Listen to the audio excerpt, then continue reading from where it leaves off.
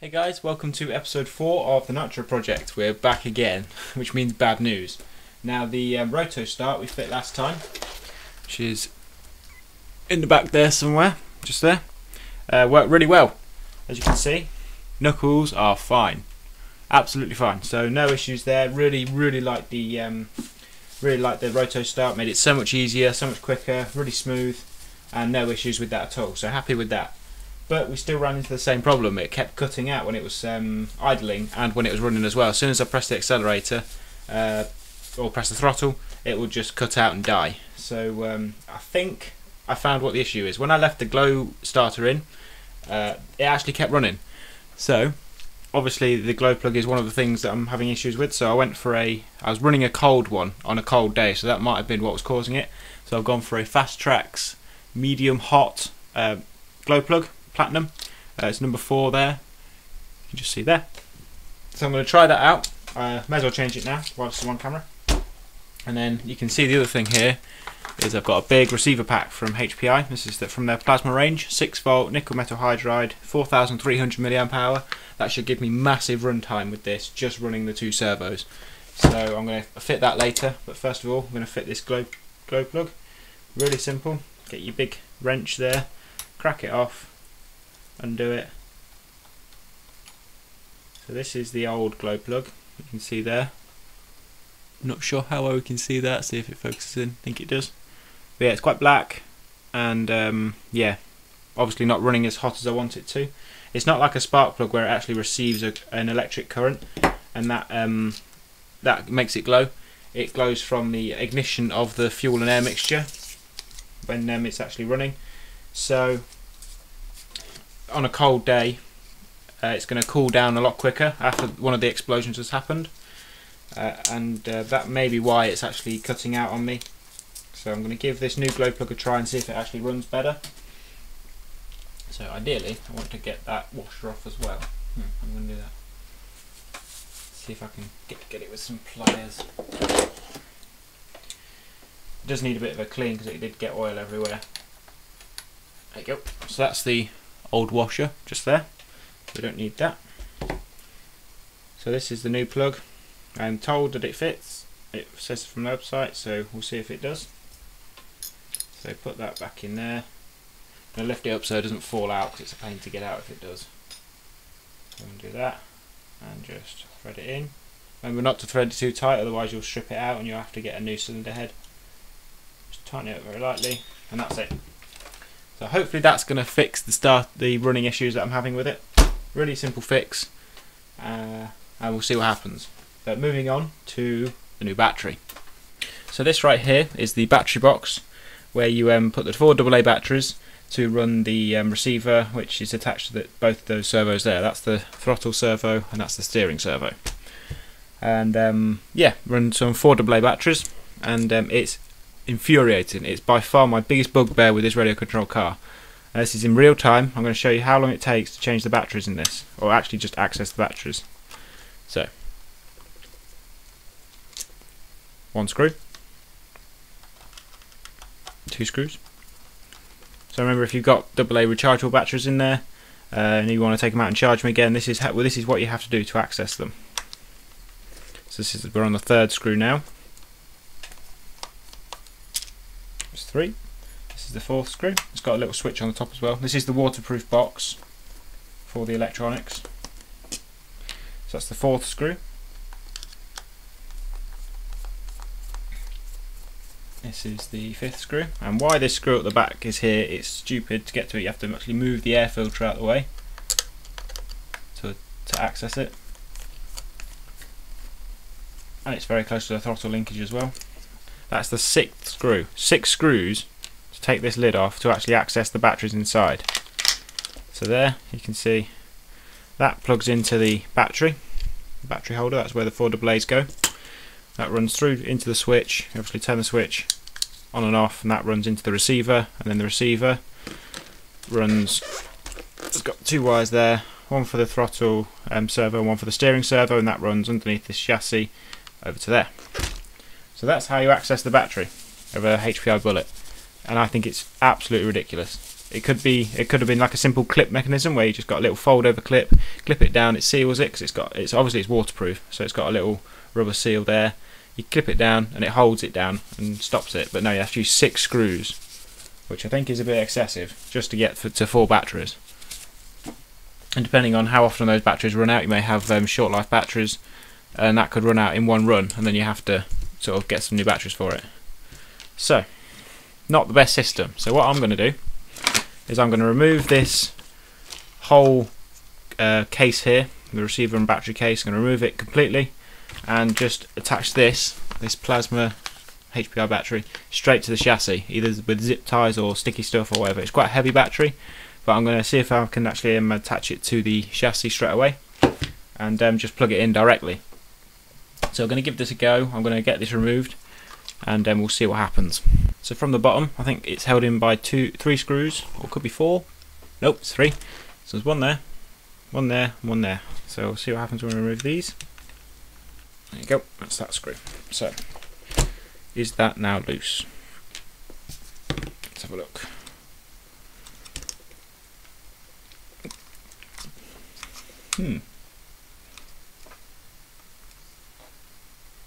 Oh, there's another screw there. So there's 3 screws on the bottom. Looks like there's another screw just there.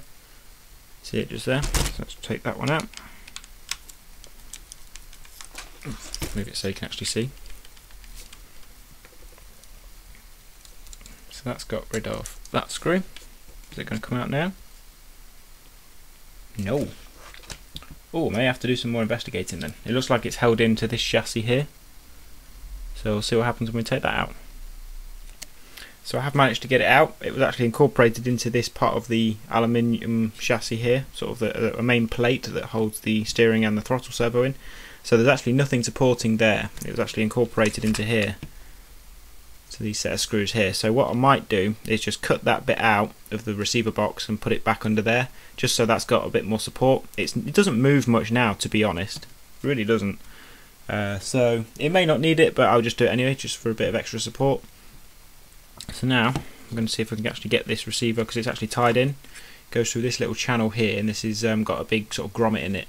So these are held in place. So we'll see if we can get these out. You may need to cut that pliers. Just wire snips. Might need to actually pull the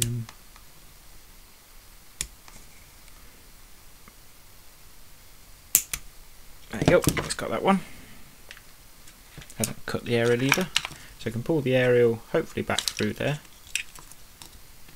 Yep. There you go. So that's the receiver out. These are quite expensive. These are £24, whereas my Absebon ones are only 20. So it's only a basic HPI receiver. It's 3-channel though. So yeah, so that's that one out. So now I've got to actually get these cables out. So. This can be quite difficult actually, methinks. I may have to do this off camera. Right, let's see what I can do. So I've got the receiver box out. All it was a case of doing is, you can see this big sort of grommet here which fits into there. That's where the wires are fed underneath here, and they come out the top and into the receiver box. So it's just a case of pulling that out, and then you can actually expand that and then pull the wires through there and then pull the wires through there. So really easy to get out. So that's that.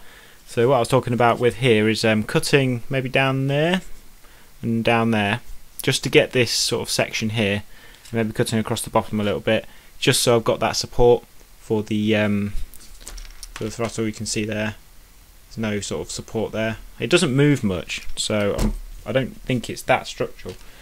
So there's only a very slight bit of movement there, but I'll just put it in anyway. I might find something in my parts bin that will fit. So that's the receiver box out. That's what I wanted to get out.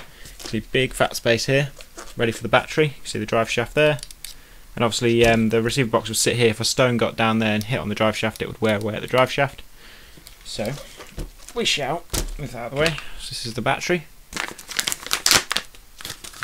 Pull the battery out. There we go. So it's actually got 2 plugs. It's got the Tamiya plug to charge it. Because it's quite high capacity, it's going to take a while to charge it through that, because these are only thin cables. It'll probably take double the time. So it's got one of them just to charge it quickly, and that obviously plugs into the receiver, and then we should be away. So let's see how this fits in here. Try and get a good shot for you guys. So we can fit it probably. Might actually want to feed them over there, so probably going to fit in like that. And then can put the receiver just up here or something like that. If the cable's going to fit, the cable won't fit there. I'll have a play around, see what I can find. It does look quite cool with that sitting there. Look at the chassis as a whole. It looks a lot better than just having that big fat receiver box there. So let's have a look. So I've got all the receiver sorted out and all the wiring. You can see there. So I just twisted those wires around a little screwdriver. They were originally routed. The steering servo was routed down here, past there, and out there. And there's two little posts that it was zip tied to, so it missed the spur gear there.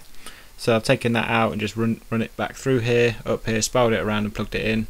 And the steering servo originally went back, basically came out and then back up, but I've routed that back around here, underneath there, straight into there, curled it up again. And I've just plumbed the receiver antenna just there, just so it's out of the way. So it looks pretty good, looks pretty clean.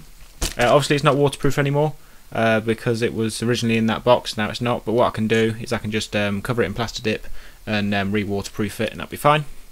So yeah, so one thing you want to watch what you're doing is when you're rerouting wires, you want to mind out that you're not hitting gears like the spur gear there. I originally ran one of the wires back there and then realised it was caught up in the spur gear, which is not good. So you just want to be mindful of that, mindful that you're not getting in the way of the throttle system or the steering system. Just make sure the wires are out of the way. So I think that's the final position for the receiver, and I'm still sort of wrestling with where to put the battery. With that big hole being there, it's quite annoying. I don't know why they put it there, whether it's for weight saving or something. But yeah, that hole being there is a bit of a pain, because it actually what I could do is just stick a load of Velcro to this and just attach it to there. It's like an industrial grade Velcro, so it doesn't come off during jumps and stuff. So it's quite difficult to choose which orientation to put it in. I was thinking of putting it like that, and then I could run these wires down there. So yeah, still wrestling with what to do. I might have to drill a few holes in the chassis just to actually attach this battery, so I can attach it with zip ties. Yeah, so still wrestling with it, but I may leave it there and just actually do this off camera, because it's going to take a while just to sort of get the right orientation. Jump cut to 2 months later. Last time I was working on my Nitro car, my Bullet 3.0, and the last video, literally the last clip that you saw, was about 2 months ago. And between then and now I've moved house and haven't had a chance to sort out the mounting the battery issue that I had. In the previous bit of the video you would have seen I took out the battery tray. It's like a waterproof battery tray with the switch and switching gear in it, and the receiver for the Bullet. And I took it out because you had to remove 6 screws in order to replace the batteries to run both servos, which I thought was absolutely ridiculous. So I took the battery tray out, and it couldn't actually fit the battery on. There's actually a slot here, just there, where I couldn't put Velcro straight across the whole thing. So I've come up with this solution over that 2 month period, and I've got a Turnigy battery strap around it to stop it moving up and down, and I've got some Velcro which I'll show you right now. Just need to undo it. This battery strap, by the way, I've got 2 of them. They're from a radio control helicopter supplier from Turnigy. They're quite nice. It's quite a weird battery strap. It's got the fluffy side just there, and that actually attaches to that sort of insignia side there. It is quite strong. It's quite a strong battery strap. It's about 30 centimeters long. It's long enough to wrap around there anyway. And that was £6.99 for 2 straps, which is really good.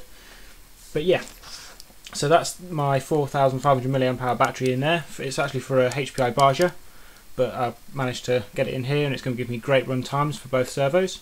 But yeah, that's simply held by this clickable brand, sort of new Velcro that I haven't seen before. It's like a mushroom Velcro. I've got another roll of it here. I've got this from Sticky Tapes. I'm going to use the rest of it for the drift project. If you want to go check it out, stickytapes.com. Got it from eBay though. It's quite expensive, but it's good stuff. So yeah, so I've got a little strip on the bottom of the battery there, and a strip on the chassis, just there. And that basically just clips on there in any orientation. So if I want it like that, if I want it like that. But yeah, it just clips on like that, and that stops the forward and backwards and side to side motion. And the battery strap holds that down onto that Velcro just to stop it moving. So it is pretty strong. If it does start to wobble about and come apart a little bit, I can always get a bigger battery strap, a wider one, and wrap it around even tighter and get like a ratcheting one and just really strap it down hard. But for what I'm going to use it for, I think that turn as you one's going to do okay. But in removing that battery tray that was there before, I had another issue. This aluminium plate that holds on the throttle servo actually had a piece that went from, let's see if I can get you in there. It actually had a piece that supported that brace, that aluminium bit of the chassis there had a brace that went down to there and screwed into the chassis.